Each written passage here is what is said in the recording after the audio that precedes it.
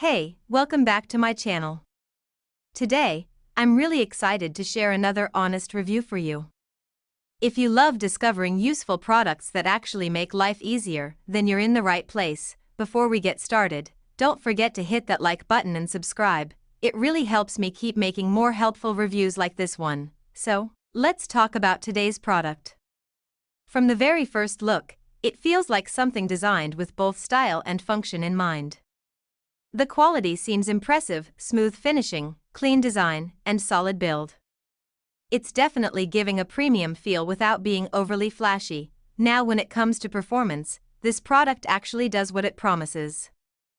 I've been using it for a while, and I noticed it delivers consistent results.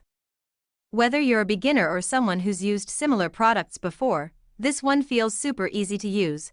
One thing I really like is the attention to detail. You can tell a lot of thought went into the design. It's comfortable, user-friendly, and fits perfectly into daily life.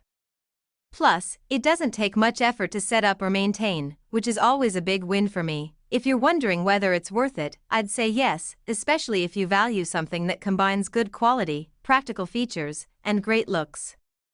Of course, everyone's needs are different, but overall, this one feels like a smart choice.